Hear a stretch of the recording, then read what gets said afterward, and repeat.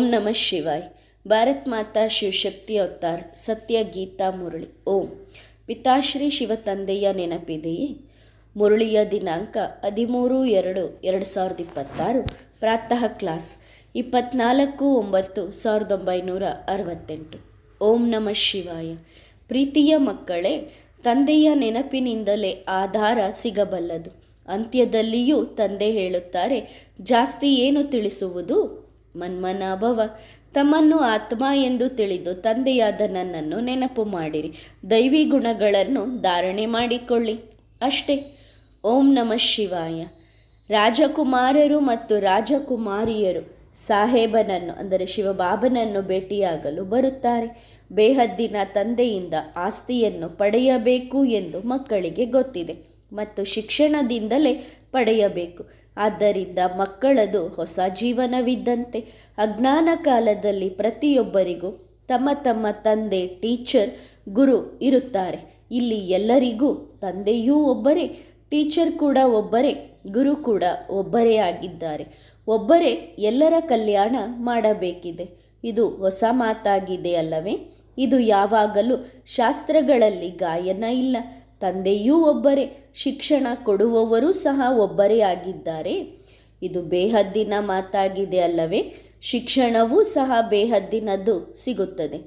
ಬೇಹದ್ದಿನ ಸೃಷ್ಟಿಯ ಆದಿ, ಮಧ್ಯ ಮತ್ತು ಅಂತ್ಯದ ಜ್ಞಾನ ಸಿಗುತ್ತದೆ. ಬೇಹದ್ದಿನ ಗುರು ಕೂಡ ಅವರೇ ಆಗಿದ್ದಾರೆ. ಹಳೆಯ ಪ್ರಪಂಚದ ಸನ್ಯಾಸ ಮಾಡಿಸುತ್ತಾರೆ, ಏಕೆಂದರೆ ಪುನಃ ಹೊಸ ಪ್ರಪಂಚದ ಮಾಲೀಕರಾಗಬೇಕಿದೆ. ಮಧುರಾತಿ ಮಧುರ ಮಕ್ಕಳಿಗೆ ಗೊತ್ತಿದೆ, ನಾವೇ ಸ್ವತಃ ನಮ್ಮ ರಾಜಧಾನಿಯನ್ನು ಸ್ಥಾಪನೆ ಮಾಡುತ್ತಿದ್ದೇವೆ. ಶಾಸ್ತ್ರಗಳೆಲ್ಲವೂ ಭಕ್ತಿ ಮಾರ್ಗದ್ದಾಗಿದೆ ಎಂದು ತಂದೆ ತಿಳಿಸಿದ್ದಾರೆ. ತಂದೆ ಮಕ್ಕಳಿಗೆ ಸೃಷ್ಟಿಯ ಆದಿ, ಮಧ್ಯ, ಅಂತ್ಯದ ರಹಸ್ಯವನ್ನು ತಿಳಿಸುತ್ತಾರೆ. ಈ ಹಳೆಯ ಪ್ರಪಂಚವನ್ನು ಮರೆತು ಬಿಡಬೇಕು. ಈಗ ಬನ್ನಿ ನಮ್ಮ ಹೊಸ ಪ್ರಪಂಚಕ್ಕೆ. ಅದು ಪುನಃ ಸ್ಥಾಪನೆಯಾಗುತ್ತಿದೆ. ಇದೇನು ಹೊಸ ಮಾತಲ್ಲ. ಹೊಸದು ಹಳೆಯದಾಗುತ್ತದೆ, ಹಳೆಯದು ಹೊಸದಾಗುತ್ತದೆ. ಮನುಷ್ಯರು ಪಾಪ ವಿಶ್ವದಲ್ಲಿ ಶಾಂತಿ ಇರಲಿ ಎಂದು ಬಯಸುತ್ತಾರೆ. ವಿಶ್ವದಲ್ಲಿ ಶಾಂತಿಯ ರಾಜ್ಯ ಬೇಕು ಎಂದು ಅವರು ತಿಳಿದುಕೊಂಡಿಲ್ಲ. ಈಗ ನೀವು ಮಕ್ಕಳು ತಿಳಿದುಕೊಂಡಿದ್ದೀರಿ. ವಿಶ್ವದಲ್ಲಿ ಶಾಂತಿ ಇತ್ತು, ಈಗ ಅಶಾಂತಿ ಇದೆ. ಶಾಂತಿ ಸತ್ಯಯುಗದಲ್ಲಿ ಇರುತ್ತದೆ. ಇದನ್ನು ಮಕ್ಕಳಿಗೆ ತಿಳಿಸಬೇಕಾಗುತ್ತದೆ. ತಂದೆ ಅಬುವಿನ ಮಹಿಮೆಯನ್ನು ಬಹಳಷ್ಟು ತಿಳಿಸಿದ್ದಾರೆ. ಇದು ಎಲ್ಲಕ್ಕಿಂತ ಅತಿ ದೊಡ್ಡ ತೀರ್ಥಸ್ಥಾನವಾಗಿದೆ. ಅಬುವಿನಂತಹ ಶ್ರೇಷ್ಠಾತಿ ಶ್ರೇಷ್ಠ ಎಲ್ಲಕ್ಕಿಂತ ದೊಡ್ಡ ತೀರ್ಥಸ್ಥಾನ ಬೇರಾವುದೂ ಇಲ್ಲ. ಅದು ಸಹ ಸರ್ವಧರ್ಮಗಳ ತೀರ್ಥಸ್ಥಾನ ಈ ಅಬು ಆಗಿದೆ. ನೀವು ಮಕ್ಕಳು ಇಡೀ ವಿಶ್ವದಲ್ಲಿ ಶಾಂತಿಯನ್ನು ಸ್ಥಾಪನೆ ಮಾಡುತ್ತೀರಿ. ತಂದೆಯೂ ಸಹ ಇಲ್ಲೇ ಇದ್ದಾರೆ. ಎಲ್ಲರ ಮನಸ್ಸನ್ನು ಗೆಲ್ಲುವಂತಹ ತಂದೆಯಾಗಿದ್ದಾರೆ ಅಲ್ಲವೇ? ಮುಕ್ತಿ, ಜೀವನ್ಮುಕ್ತಿಯನ್ನೂ ಸಹ ಬಯಸುತ್ತಾರೆ. ಅವರ ಹೆಸರೇ ದಿಲ್ವಾಲ, ಅಂದರೆ ನಮ್ಮ ಮನಸ್ಸನ್ನು ಗೆಲ್ಲುವವರು ಎಂದಾಗಿದೆ. ದಿಲ್ವಾಡ ಮಂದಿರವೂ ಇದೆ. ಇದು ಚೈತನ್ಯ, ಅದು ಜಡ. ಈಗ ಪುನಃ ತಂದೆ ಬಂದು ಎಲ್ಲರ ಮನದ ಆಸೆಯನ್ನು ಪೂರೈಸುತ್ತಾರೆ. ಆದ್ದರಿಂದ ಈ ಅಬುವಿನ ಸ್ಥಾನ ಎಷ್ಟೊಂದು ದೊಡ್ಡ ತೀರ್ಥಸ್ಥಾನವಾಗಿದೆ. ಈ ಅಬುವಿನ ಮಹಿಮೆಯನ್ನು ಜೋರಾಗಿ ಎತ್ತಿ ಹಿಡಿದರೆ ಬಹಳ ಹೆಸರಾಗುತ್ತದೆ. ಲಕ್ಷ್ಮೀನಾರಾಯಣರ ರಾಜಧಾನಿಯಲ್ಲಿ ವಿಶ್ವದಲ್ಲಿ ಶಾಂತಿ ಇತ್ತು. ಸತ್ಯಯುಗದ ಯಾದ್ಗಾರ್ ದಿಲ್ವಾಡ ಮಂದಿರದಲ್ಲಿಯೂ ಬಹಳ ಚೆನ್ನಾಗಿ ಚಾವಣಿಯಲ್ಲಿ ಮಾಡಲ್ಪಟ್ಟಿದೆ. ಇದು ಸಹ ಒಂದು ಮಾಡೆಲ್ ಆಗಿದೆ. ಸ್ವರ್ಗವನ್ನು ದೊಡ್ಡದಾಗಿ ಮಾಡಲು ಸಾಧ್ಯವಿಲ್ಲ. ಯಾವುದು ಕಳೆದು ಹೋಗಿದೆಯೋ ಅದನ್ನು ಮಾಡೆಲ್ ರೂಪದಲ್ಲಿ ತೋರಿಸಲಾಗಿದೆ. ಹಾಗಾದರೆ ಹೇಳಿ, ವಿಶ್ವದಲ್ಲಿ ಶಾಂತಿ ಇಲ್ಲೇ ಇತ್ತು. ಇದು ಬಹಳ ಒಳ್ಳೆಯ ವಸ್ತುವಾಗಿದೆ. ಆಗ ಟೂರಿಸ್ಟ್ ಯಾರು ಬರುತ್ತಾರೋ ಅವರು ಚೆನ್ನಾಗಿ ತಿಳಿದುಕೊಳ್ಳುತ್ತಾರೆ. ಭಾರತದ ಪ್ರಾಚೀನ ಯೋಗವು ಕ್ಲಿಯರ್ ಆಗಿದೆ. ಇದು ಚೈತನ್ಯ, ಅದು ಜಡ. ಇದು ಅದ್ಭುತ ಅಲ್ಲವೇ? ಎಲ್ಲಿ ತಂದೆ ಬಂದು ಸರ್ವರ ಸದ್ಗತಿ ಮಾಡಿದ್ದಾರೆ. ಬೇಹದ್ದಿನ ತಂದೆ ಯಾವುದೇ ತೊಂದರೆ ಕೊಡುವುದಿಲ್ಲ. ಮಕ್ಕಳಿಗೆ ಹೇಳುತ್ತಾರೆ, ನೋಡಿ, ದೇವತೆಗಳು ಪವಿತ್ರರಾಗಿದ್ದರು, ನೀವೂ ಸಹ ಪಾವನರಾಗಿರಿ. ದೈವಿ ಗುಣಗಳನ್ನು ಧಾರಣೆ ಮಾಡಿಕೊಳ್ಳಿರಿ. ಮನುಷ್ಯರು ಆಶೀರ್ವಾದ ಕೊಡುತ್ತಾರೆ ಅಲ್ಲವೇ? ಆಯುಷ್ಮಾನ್ ಭವ, ಪುತ್ರವಾನ್ ಭವ ಎಂದು. ತಂದೆಯೂ ಹೇಳುತ್ತಾರೆ, ನಿಮಗೆ 21 ಜನ್ಮಗಳಿಗಾಗಿ ಆಶೀರ್ವಾದ ಸಿಗುತ್ತದೆ. ಬೇಹದ್ದಿನ ತಂದೆಯಾಗಿದ್ದಾರೆ ಅಲ್ಲವೇ? ಇಡೀ ವಿಶ್ವದ ಬಾದಶಾಹಿಯನ್ನು ತಂದೆ ಕೊಡುತ್ತಾರೆ. ತಿಳುವಳಿಕೆಯು ಬಹಳ ಸಹಜವಾಗಿದೆ. ಆದರೆ ಜನ್ಮ ಜನ್ಮಾಂತರದ ಪಾಪಗಳು ಕತ್ತರಿಸಲು ಸಮಯ ಹಿಡಿಯುತ್ತದೆ. ಜ್ಞಾನವಂತೂ ಬಹಳ ಸಹಜವಾಗಿದೆ, 84 ಜನ್ಮಗಳ ಚಕ್ರದ ಜ್ಞಾನ. ಆದರೆ ನೆನಪಿನ ಯಾತ್ರೆಗೆ ಸಮಯ ಹಿಡಿಯುತ್ತದೆ. ತಮ್ಮನ್ನು ಆತ್ಮ ಎಂದು ತಿಳಿದು ತಂದೆಯನ್ನು ನೆನಪು ಮಾಡಿರಿ. ಪವಿತ್ರರಾಗಬೇಕು, ಗಮನ ಕೊಡಬೇಕು. ತಂದೆ ಮಕ್ಕಳಿಗೆ ತಿಳಿಸುತ್ತಾರೆ, ಬಹಳ ಗಮನವಿಟ್ಟು ಕೇಳಬೇಕು. ಇಲ್ಲಿ ಶಾಸ್ತ್ರ ಇತ್ಯಾದಿ ಏನೂ ಇಲ್ಲ, ಅಥವಾ ಯಾರು ಸಾಧು ಸಂತ ಮಹಾತ್ಮರಿಲ್ಲ. ಬೇರೆಲ್ಲ ಕಡೆ ಹೇಳುತ್ತಾರೆ ಮಹಾತ್ಮರ ಬಳಿ ಹೋಗುತ್ತೇವೆ ಎಂದು. ಇಲ್ಲಿ ಮಹಾತ್ಮರಿಲ್ಲ, ನಾವು ಬಾಪ್ತಾದಾರವರ ಬಳಿ ಹೋಗುತ್ತೇವೆ ಎಂದು ಹೇಳುತ್ತಾರೆ. ಇಬ್ಬರನ್ನು ಏಕೆ ಸೇರಿಸುತ್ತೀರಿ? ತಂದೆ ಶಿವಬಾಬಾ ಆ ಶಿವಬಾಬಾರವರ ರಥವಾಗಿದ್ದಾರೆ. ತಂದೆ ಬರುವುದೇ ರಥದಲ್ಲಿ. ತಂದೆ ಹೇಳುತ್ತಾರೆ, ನಾನು ಈ ಸಾಧಾರಣ ರಥದಲ್ಲಿ ಬರುತ್ತೇನೆ. ಇವರು ತಮ್ಮ ಜನ್ಮಗಳ ಬಗ್ಗೆ ತಿಳಿದುಕೊಂಡಿಲ್ಲ. ಈಗ ತಂದೆ ತಿಳಿಸಿದ್ದಾರೆ, ಇವರೇ ಆ ಲಕ್ಷ್ಮೀನಾರಾಯಣ ಆಗಿದ್ದಾರೆ. ಯಾರು ಪುನರ್ಜನ್ಮ ತೆಗೆದುಕೊಳ್ಳುತ್ತಾ ಹೀಗೆ ಆಗಿದ್ದಾರೆ. ಇದು ಅಂತಿಮ ಜನ್ಮವಾಗಿದೆ. ಇವರು ಬೇಹದ್ದಿನ ಸನ್ಯಾಸ ಮಾಡಿದ್ದಾರೆ. ಆದ್ದರಿಂದ ಬ್ರಹ್ಮ ಎಂದು ಹೆಸರಿಡಲಾಗಿದೆ. ನಿಮ್ಮೆಲ್ಲರಿಗೂ ಸಹ ಹೆಸರನ್ನು ಕೊಡಲಾಗಿತ್ತು. ಮಕ್ಕಳಿಗೆ ಇದನ್ನು ತಿಳಿಸಬೇಕಾಗುತ್ತದೆ. ವಿಷ್ಣು ಮತ್ತು ಬ್ರಹ್ಮನ ಸಂಬಂಧ ಏನಿದೆ? ಬ್ರಹ್ಮ ಸೋ ವಿಷ್ಣು, ವಿಷ್ಣು ಸೋ ಬ್ರಹ್ಮ. ಒಂದೇ ಜನ್ಮದಲ್ಲಿ ಬ್ರಹ್ಮ ಸೋ ವಿಷ್ಣು ಆಗುತ್ತಾರೆ. ನಂತರ ವಿಷ್ಣು 84 ಜನ್ಮಗಳನ್ನು ಪಡೆದುಕೊಳ್ಳುತ್ತಾ ಪುನಃ ಬ್ರಹ್ಮ ಆಗುತ್ತಾರೆ. ಇವರೇ ಪುನಃ ಲಕ್ಷ್ಮೀನಾರಾಯಣ ಎಂದಾದರೂ ಅನ್ನಿ, ರಾಧೆ ಕೃಷ್ಣ ಎಂದಾದರೂ ಅನ್ನಿ ಆಗುತ್ತಾರೆ. ಹೊಸ ಮಾತಾಗಿದೆ ಅಲ್ಲವೇ? ಇದು ಶಾಸ್ತ್ರಗಳಲ್ಲಿಯೂ ಇಲ್ಲ. ಭಗವಂತ ಗೀತೆ ಹೇಳಿದನು, ಅದರಲ್ಲಿಯೂ ಈ ಮಾತುಗಳು ಇಲ್ಲವೇ ಇಲ್ಲ. ಇವರು ಮತ್ತೆ ಎಲ್ಲಿಂದ ಬರುತ್ತಾರೆ? ಯಾರು ಹೊಸ ಮಾತನ್ನು ಹೇಳುತ್ತಾರೆ? ನೀವೂ ಸಹ ಅವಶ್ಯವಾಗಿ ಹೊಸ ಫರಿಸ್ತಗಳಾಗಿದ್ದೀರಿ. ತಂದೆ ನಿಮ್ಮನ್ನು ಮನುಷ್ಯರಿಂದ ದೇವತೆಯನ್ನಾಗಿ ಮಾಡಲು ಫರಿಸ್ತೆಯನ್ನಾಗಿ ಮಾಡುತ್ತಾರೆ. ಕರ್ಮಾತೀತ ಸ್ಥಿತಿಯನ್ನು ನೀವು ಪಡೆದಾಗ ಫರಿಸ್ತಾಗಿ ನಂತರ ದೇವತೆಯಾಗುತ್ತೀರಿ. ನಾವು ಸತ್ಯಯುಗದ ದೇವಿ ದೇವತೆಯಾಗಲು ಬರುತ್ತೇವೆ ಎಂದು ನಿಮಗೆ ಗೊತ್ತಿದೆ. ಅಲ್ಲಿ ಅಪಾರವಾದ ಸುಖವಿದೆ, ಇಲ್ಲಿ ಅಪಾರವಾದ ದುಃಖವಿದೆ. ನಾವು ಯಾವಾಗ ಹುಳುಗಳಂತಾಗಿದ್ದೇವೋ ಆಗ ನಮಗೆ ಗೊತ್ತಿರಲಿಲ್ಲ, ಕೊಳಕಿನಲ್ಲಿ ಬಿದ್ದಿದ್ದೆವು. ಈಗ ತಂದೆ ತಿಳಿಸಿದ್ದಾರೆ, ನೀವು ಹುಳಗಳಾಗಿ ಕೊಳಕಿನಲ್ಲಿ ಬಿದ್ದಿದ್ದೀರಿ.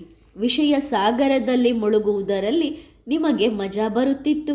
ಈಗಲೂ ಹೊರಬರುವುದೇ ಇಲ್ಲ. ಅರ್ಧ ಕಲ್ಪ 63 ಜನ್ಮ ವೈಶಾಲಯದಲ್ಲಿ ನಿವಾಸವಾಗಿದೆ. ಆದ್ದರಿಂದ ಶಿವಾಲಯಕ್ಕೆ ಹೋಗಲು ವಿಕಾರವನ್ನು ಬಿಡುವುದೇ ಇಲ್ಲ. ತಂದೆ ಹೇಳುತ್ತಾರೆ, ಕೇವಲ ಈ ಅಂತಿಮ ಜನ್ಮ ಪವಿತ್ರರಾಗಿರಿ, ನಂತರ ಈ ವೈಶಾಲಯದಲ್ಲಿ ಇರುವುದಿಲ್ಲ. ಆದ್ದರಿಂದ ಮಕ್ಕಳಿಗೆ ತಿಳಿಸುತ್ತಾರೆ, ಅಂತಹ ಪವಿತ್ರ ದೇವತೆಯಾಗಿ. ದಿಲ್ವಾಡ ಮಂದಿರದಲ್ಲಿ ಪುನಃ ಲಕ್ಷ್ಮೀನಾರಾಯಣರ ರಾಜಧಾನಿಯ ಯಾದ್ಗಾರಿದೆ. ಇದು ಕೇವಲ ಲಕ್ಷ್ಮೀ ನಾರಾಯಣರಿದ್ದಾರೆ. ದಿಲ್ವಾಡ ಮಂದಿರದಲ್ಲಿ ಇಡೀ ರಾಜಧಾನಿ ಇದೆ. ಆ ದಿಲ್ವಾಡ ಮಂದಿರ ಮಾಡಿದವರಿಗೂ ಸಹ ಗೊತ್ತಿಲ್ಲ. ಅವರೂ ಸಹ ಬಂದು ತಿಳಿದುಕೊಳ್ಳುತ್ತಾರೆ, ಇದು ಬಹು ಅದೇ ರೀತಿಯ ಯಾದ್ಗಾರಾಗಿದೆ. ಕೆಳಗೆ ತಪಸ್ಸಿನಲ್ಲಿ ಆದಿದೇವ ಆದಿದೇವಿ ಕುಳಿತಿದ್ದಾರೆ. ಭಕ್ತಿ ಮಾರ್ಗದವರ ಕಮಾಲಾಗಿದೆ. ಯಾರು ಸ್ವರ್ಗದ ಅಂತಹ ಫಸ್ಟ್ ಕ್ಲಾಸ್ ಚಾವಣಿ ಮಾಡಿದ್ದಾರೆ, ಕುಶಲಕರ್ಮಿಗಳ ಒಳ್ಳೆಯ ಕೆಲಸವಾಗಿದೆ. ಅದು ಇಡೀ ವಿಶ್ವಕ್ಕೆ ಗೊತ್ತಾಗುತ್ತದೆ. ಇದು ಸರ್ವಧರ್ಮಗಳ ಎಲ್ಲಕ್ಕಿಂತ ದೊಡ್ಡ ತೀರ್ಥಸ್ಥಾನವಾಗಿದೆ. ಈಗ ಗೊತ್ತಿಲ್ಲ ಗೀತೆ ಯಾವಾಗ ಎಲ್ಲಿ ಯಾರು ಹೇಳಿದರು ಎಂದು. ಏನೂ ಗೊತ್ತಿಲ್ಲ. ಮೈದಾನ ತೋರಿಸಿದ್ದಾರೆ, ಮೈದಾನದಲ್ಲಿ ಜ್ಞಾನ ನೀಡಿದ್ದಾರೆ ಎಂದು. ಇಲ್ಲಿ ಮೈದಾನದ ಮಾತೇ ಇಲ್ಲ. ಇದು ಶಿಕ್ಷಣ ಆಗಿದೆ ಅಲ್ಲವೇ? ಲಕ್ಷಾಂತರ ವರ್ಷಗಳ ಯಾವುದೇ ಮಂದಿರ ಅಥವಾ ಯಾದ್ಗಾರಿರಲು ಸಾಧ್ಯವಿಲ್ಲ. ಒಳ್ಳೆಯ ಪರಿಶ್ರಮದಿಂದ ಮಾಡಲ್ಪಟ್ಟಿದೆ. ಇಲ್ಲಿ ಮಕ್ಕಳು ಬಂದಿದ್ದಾರೆ, ಬದುಕಿದ್ದಂತೆಯೇ ಸತ್ತಿದ್ದಾರೆ. ಅದೇ ತಂದೆ ಟೀಚರ್ ಆಗಿ ತಿಳಿಸುತ್ತಾರೆ. ನಂತರ ಸುಪ್ರೀಂ ಗುರು ಆಗಿ ಜೊತೆಯಲ್ಲಿ ಕರೆದುಕೊಂಡು ಹೋಗುತ್ತಾರೆ. ಇದನ್ನು ನೀವು ತಿಳಿದುಕೊಳ್ಳಬೇಕು ಮತ್ತು ಅನ್ಯರಿಗೂ ತಿಳಿಸಬೇಕು ಮತ್ತು ನೆನಪಿನ ಯಾತ್ರೆಯಿಂದ ಕರ್ಮಾತೀತ ಸ್ಥಿತಿಯನ್ನು ಪಡೆಯುವ ಪುರುಷಾರ್ಥ ಮಾಡಬೇಕು. ಬಹಳ ಮಧುರ ತಂದೆಯಾಗಿದ್ದಾರೆ. ಇವರು ಯಾವುದೇ ಕಹಿ ಔಷಧಿಯನ್ನು ಕೊಡುವುದಿಲ್ಲ. ತಂದೆ ಬಹಳ ಮಧುರವಾಗಿದ್ದಾರೆ. ಆದರೂ ಸಹ ಮಾಯೆಯ ಏಟು ಬಹಳಷ್ಟು ಜನರಿಗೆ ಬೀಳುತ್ತದೆ. ತಂದೆಯ ಬಳಿ ಬರುತ್ತಾರೆ. ತಂದೆ ಹೇಳುತ್ತಾರೆ, ಮಧುರ ಮಕ್ಕಳೇ, ಸದಾ ಚಿರಂಜೀವಿಯಾಗಿರಿ. ನಾಳೆ ಮಾಯೆ ಗೆಲ್ಲದಿರಲಿ. ತಮ್ಮ ಪರಿಶೀಲನೆ ಮಾಡಿಕೊಳ್ಳಬೇಕು. ಅಂದರೆ ತಮ್ಮನ್ನು ತಾವು ಚೆಕ್ ಮಾಡಿಕೊಳ್ಬೇಕು. ನಾನು ಗುಲಾಬಿ ಹೂವಾಗಿದ್ದೇನಾ? ನನ್ನಲ್ಲಿ ಯಾವುದೇ ವಿಕಾರಗಳ ದುರ್ವಾಸನೆಯಂತೂ ಇಲ್ಲವೇ?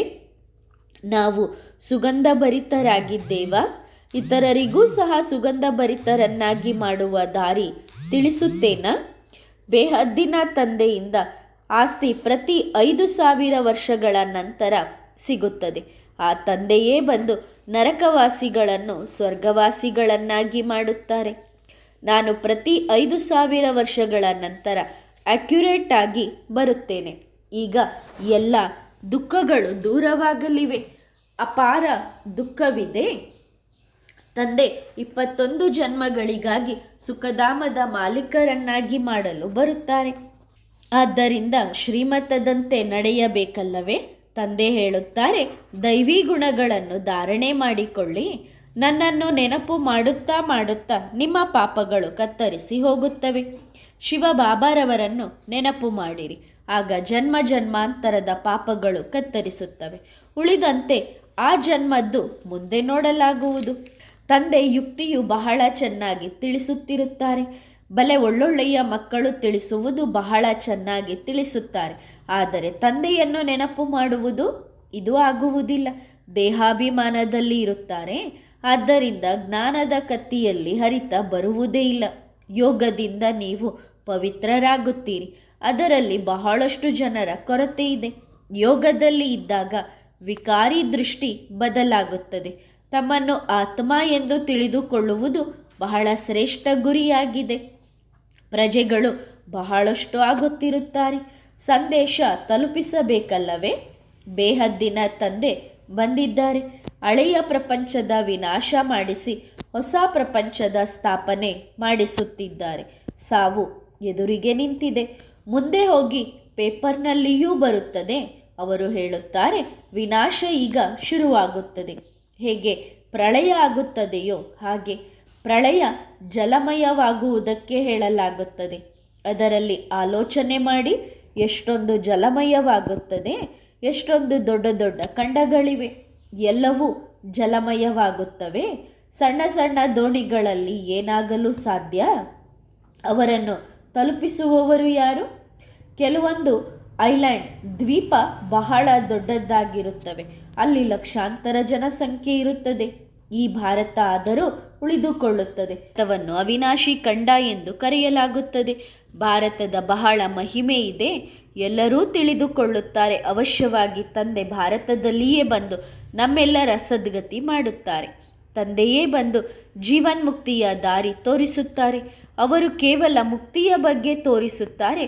ತಂದೆ ಮುಕ್ತಿ ಮತ್ತು ಜೀವನ್ಮುಕ್ತಿಯ ಬಗ್ಗೆ ತಿಳಿಸುತ್ತಾರೆ. ಸನ್ಯಾಸಿಗಳು ಎಂದಿಗೂ ಜೀವನ್ಮುಕ್ತಿಯ ದಾರಿ ತಿಳಿಸಲು ಸಾಧ್ಯವಿಲ್ಲ. ನಿಮಗೆ ಗೊತ್ತಿದೆ, ಜೀವನ್ಮುಕ್ತಿಯಲ್ಲಿ ನಾವು ಇರುತ್ತೇವೆ. ಆಗ ಉಳಿದವರೆಲ್ಲರೂ ಮುಕ್ತಿಯಲ್ಲಿ ಇರುತ್ತಾರೆ. ಭಕ್ತಿ ಮಾರ್ಗದಲ್ಲಿ ಎಷ್ಟೊಂದು ಕಾಲ್ಪನಿಕ ಮಾತುಗಳನ್ನು ಮಾಡಿದ್ದಾರೆ. ಅದಕ್ಕೆ ಯಾವುದೇ ಲೆಕ್ಕಾಚಾರವೇ ಇಲ್ಲ. ಇಲ್ಲದಿದ್ದರೆ ಪೂರ್ತಿ ಅರ್ಧ ಅರ್ಧ ಇದೆ. ಅರ್ಧ ಕಲ್ಪ ಬ್ರಹ್ಮನ ಹಗಲು, ಅರ್ಧ ಕಲ್ಪ ಬ್ರಹ್ಮನ ರಾತ್ರಿ. ಅವರು ಎಷ್ಟೊಂದು ಗೊಂದಲ ಮಾಡುತ್ತಾರೆ. ಅದಕ್ಕೆ ಭಕ್ತಿ ಮಾರ್ಗದ ಘೋರ ಅಂಧಕಾರ ಎಂದು ಕರೆಯಲಾಗುತ್ತದೆ. ತಂದೆಯು ಬಹಳ ಚೆನ್ನಾಗಿ ತಿಳಿಸುತ್ತಾರೆ. ಆದರೆ ಎಷ್ಟೋ ಜನರ ಬುದ್ಧಿಯಲ್ಲಿ ಇದು ಕೂರುವುದೇ ಇಲ್ಲ. ಇದು ಅಸುರಿ ಕಾಡು, ಅದು ಈಶ್ವರಿಯ ತೋಟ. ವ್ಯತ್ಯಾಸ ಇದೆ ಅಲ್ಲವೇ? ಆತ್ಮಗಳೆಲ್ಲವೂ ಕೊಳಕಾಗಿವೆ. ವಿಕಾರಕ್ಕೆ ಡರ್ಟಿ ಕೊಳಕು ಎಂದು ಹೇಳಲಾಗುತ್ತದೆ. ಕೊಳಕು ಎಂದು ಪತಿತರಿಗೆ ಹೇಳಲಾಗುತ್ತದೆ. ಹೆಸರೇ ವೈಶಾಲಯ ಎಂದು ಇಡಲಾಗಿದೆ. ಶಿವಾಲಯದ ಈ ಸ್ಯಾಂಪಲ್ ನಿಂತಿದ್ದಾರಲ್ಲವೇ, ನೀವು ಹೀಗೆ ಆಗಲಿದ್ದೀರಿ. ದೈವಿ ಗುಣಗಳನ್ನು ಧಾರಣೆ ಮಾಡಿಕೊಳ್ಳುತ್ತೀರಿ. ಯಾರು ದೈವಿ ಗುಣಗಳನ್ನು ಧಾರಣೆ ಮಾಡಿಕೊಳ್ಳುವುದಿಲ್ಲವೋ ಅವರು ನಂತರ ಪದವಿಯನ್ನೂ ಸಹ ಅಂತಹದ್ದೇ ಪಡೆಯುತ್ತಾರೆ. ಎಲ್ಲವೂ ಗೊತ್ತಾಗುತ್ತದೆ. ತಮ್ಮ ಮನೆತನದ ಮತ್ತು ಪ್ರಜೆಯ ಬಗ್ಗೆ ಚೆನ್ನಾಗಿ ಗೊತ್ತಾಗುತ್ತದೆ. ಸಾಹುಕಾರ ಪ್ರಜೆ ಯಾರು ಆಗುತ್ತಾರೆ, ನಂಬರ್ 1 ದೇವತೆಗಳು ಯಾರು ಆಗುತ್ತಾರೆ ಎಂದು ತಿಳಿದುಕೊಳ್ಳಬಹುದು ಅಲ್ಲವೇ.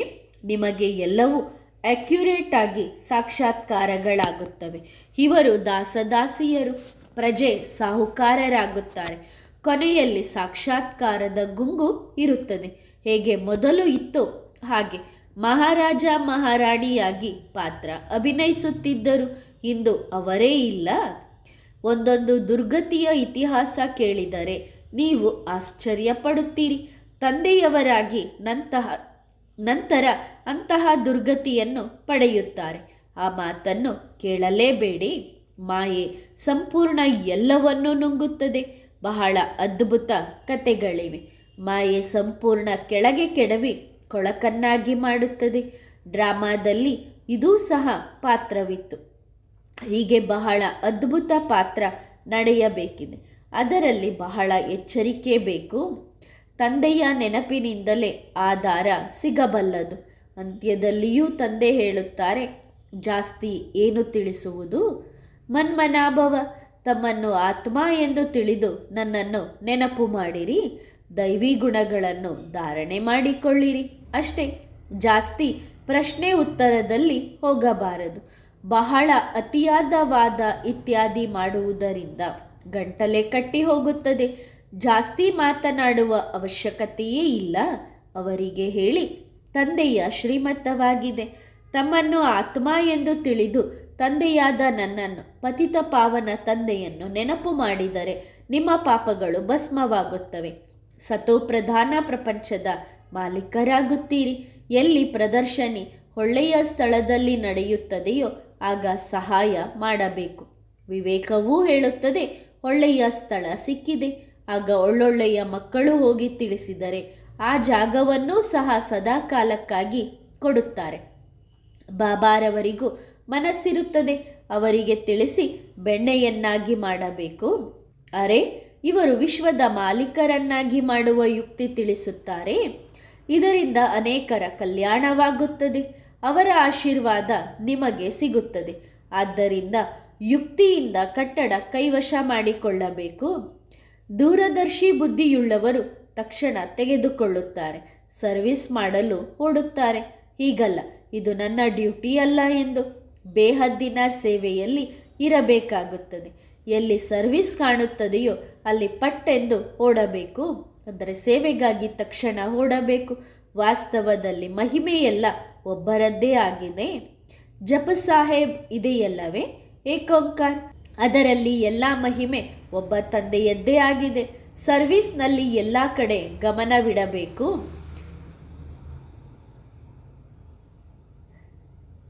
ಸರ್ವಿಸ್ನಲ್ಲಿ ಎಲ್ಲ ಕಡೆ ಗಮನವಿಡಬೇಕು. ಎಲ್ಲ ಕಡೆ ಹೋಗಬೇಕು, ಸಲಹೆ ಕೊಡಬೇಕು. ನಂತರ ಯಾರಾದರೂ ಒಪ್ಪದಿರಲಿ, ಯಾವುದೇ ಮಾತಿನ ಮೇಲೂ ಸಿಟ್ಟು ಮಾಡಿಕೊಳ್ಳಬಾರದು. ಮಕ್ಕಳಲ್ಲಿ ಬಹಳ ತಾಳ್ಮೆ ಬೇಕು. ತಂದೆ ಹೇಳುತ್ತಾರೆ, ನಾವು ನಿಮ್ಮನ್ನು ಸುಂದರರನ್ನಾಗಿ ಮಾಡಲು ಬಂದಿದ್ದೇವೆ. ನೀವು ಪುನಃ ಗಟಾರದಲ್ಲಿ ಬಿದ್ದು ಮುಖ ಕಪ್ಪಗೆ ಮಾಡಿಕೊಳ್ಳುತ್ತೀರಿ. ರಾಮನನ್ನೂ ಸಹ ಕಪ್ಪಾಗಿ ತೋರಿಸುತ್ತಾರೆ. ಆದರೆ ಕಪ್ಪಾಗಿ ಏಕೆ ಇದ್ದಾರೆ ಎಂದು ಅವರು ತಿಳಿದುಕೊಂಡಿಲ್ಲ. ಅವರು ಹೇಳುತ್ತಾರೆ, ಇದು ಅನಾದಿಯಿಂದ ನಡೆದುಕೊಂಡು ಬಂದಿದೆ ಎಂದು. ಈಗ ತಂದೆ ಅದರ ರಹಸ್ಯವನ್ನೂ ಸಹ ತಿಳಿಸುತ್ತಾರೆ. ಹೇಗೆ ನೀವು ಬೆಳ್ಳಗಿದ್ದವರು ನಂತರ ಕಪ್ಪಾಗುತ್ತೀರಿ ಎಂದು. ಈಗ ತಂದೆ ಹೇಳುತ್ತಾರೆ, ಈ ಅಂತಿಮ ಜನ್ಮ ಪವಿತ್ರರಾಗಿರಿ. ತಂದೆಯನ್ನು ನೆನಪು ಮಾಡಿದರೆ ಜನ್ಮ ಜನ್ಮಾಂತರದ ಪಾಪದ ಹೊರೆ ಕೆಳಗೆ ಇಳಿದು ಹೋಗುತ್ತದೆ. ನಂತರ ನೀವು ವಿಶ್ವದ ಮಾಲೀಕರಾಗುತ್ತೀರಿ. ಎಷ್ಟೊಂದು ಅಗ್ಗದ, ಅಂದರೆ ಸುಲಭವಾದ ಮತ್ತು ಸಹಜವಾದ ವ್ಯವಹಾರವಾಗಿದೆ. ಸಾಯುವುದು ಅವಶ್ಯವಾಗಿ ಇದೆ. ಹಾಗಾದರೆ ಏಕೆ ಸಾಯುವುದಕ್ಕಿಂತ ಮೊದಲೇ ತಂದೆಯಿಂದ ಸ್ವರ್ಗದ ಆಸ್ತಿಯನ್ನು ಪಡೆದುಕೊಳ್ಳಬಾರದು? ಕೇವಲ ಈ ಒಂದು ಜನ್ಮ ಪವಿತ್ರರಾಗಬೇಕು. ಬಾಬಾ ಸ್ತ್ರೀ ಪುರುಷ ಇಬ್ಬರನ್ನು ಒಟ್ಟಿಗೆ ಕೂಡಿಸುತ್ತಾರೆ. ಆಗ ಸ್ತ್ರೀ ತಕ್ಷಣ ಕೈ ಕೊಡುತ್ತಾಳೆ, ಅಂದರೆ ಬಾಬಾ ಹೇಳುವ ಮಾತನ್ನು ಒಪ್ಪಿಕೊಳ್ಳುತ್ತಾಳೆ. ಪುರುಷ ಹೇಳುತ್ತಾರೆ ಯೋಚನೆ ಮಾಡುತ್ತೇವೆ ಎಂದು. ಅರೆ, ಸ್ತ್ರೀ ಮಾತು ಕೊಟ್ಟ ಮೇಲೆ ನೀವು ಮತ್ತೆ ಏನು ಯೋಚನೆ ಮಾಡುತ್ತೀರಿ? ಯಾರಾದರೂ ಪಾವನರಾಗಲು ಸಾಧ್ಯವಾಗದಿದ್ದರೆ ನಂತರ ತೊಂದರೆ ಕೊಡುತ್ತಾರೆ, ಆದ್ದರಿಂದ ಬೈಯುತ್ತಾರೆ. ತಂದೆ ಹೇಳುತ್ತಾರೆ, ದಾರಿಯಲ್ಲಿ ಹೋಗುವಾಗ ಬ್ರಾಹ್ಮಣ ಸಿಕ್ಕಿ ಹಾಕಿಕೊಂಡ ಎಂದು. ನಡೆಯುತ್ತಾ ನಡೆಯುತ್ತಾ ತಂದೆ ಇವರಲ್ಲಿ ಪ್ರವೇಶ ಮಾಡಿದರು. ಆಗ ಬೈಗುಳ ಇವರು ತಿನ್ನಬೇಕಾಯಿತು. ಕೆಲವರು ಯಾರನ್ನಾದರೂ ಕೊಲೆ ಮಾಡಲು ಕಳುಹಿಸುತ್ತಾರೆ. ಅವರು ತಯಾರಾಗಿ ಬರುತ್ತಾರೆ, ದಾದಾರವರನ್ನು ಹೊಡೆದು ಬರುತ್ತೇವೆ, ಶೂಟ್ ಮಾಡಿ ಬರುತ್ತೇನೆ ಎಂದು. ಯಾವಾಗ ಸಮ್ಮುಖದಲ್ಲಿ ಬರುತ್ತಾರೋ ಆಗ ಏನೂ ಮಾಡಲು ಸಾಧ್ಯವಾಗುವುದಿಲ್ಲ. ನಂತರ ತಿಳಿಸುತ್ತಾರೆ, ನಾವು ಆ ಆಲೋಚನೆಯಿಂದ ಬಂದಿದ್ದೆವು ಎಂದು. ಅದ್ಭುತವಾದ ತಂದೆಯಾಗಿದ್ದಾರೆ ಅಲ್ಲವೇ? ಯಾರನ್ನೂ ಸಹ ಯಾರೂ ತಿಳಿದುಕೊಂಡಿಲ್ಲ. ನೀವು ಮಧುರಾತಿ ಮಧುರ ಮಕ್ಕಳು ತಿಳಿದುಕೊಂಡಿದ್ದೀರಿ. ಅದು ಸಹ ನಂಬರ್ ವಾರ್ ಪುರುಷಾರ್ಥದ ಅನುಸಾರ. ತಂದೆಯಿಂದ ಎಷ್ಟು ದೊಡ್ಡ ಲಾಟ್ರಿ ಸಿಗುತ್ತದೆ.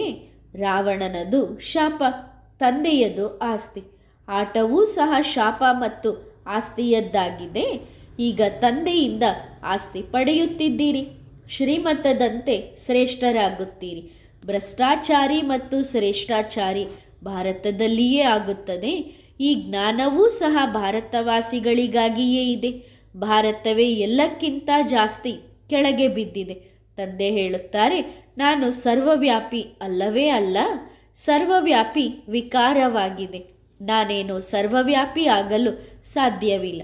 ಇದು ಕೇವಲ ಆ ಸಮಯದಲ್ಲಿಯೇ ಬಂದು ಹಳೆಯ ಶರೀರದ ಸಾಲವನ್ನು ತೆಗೆದುಕೊಳ್ಳುತ್ತೇನೆ ಎಂದು ತಂದೆ ಹೇಳುತ್ತಾರೆ. ನಾನು ಈ ಹಳೆಯಕ್ಕಿಂತ ಹಳೆಯ ಪಾದರಕ್ಷೆಯನ್ನು ಖರೀದಿಸಿ ಅದರಲ್ಲಿ ಪ್ರವೇಶ ಮಾಡಿದ್ದೇನೆ. ಈ ಶರೀರ ಎಷ್ಟೊಂದು ದೊಡ್ಡದಾಗಿದೆ, ಆತ್ಮ ಎಷ್ಟು ಚಿಕ್ಕದು.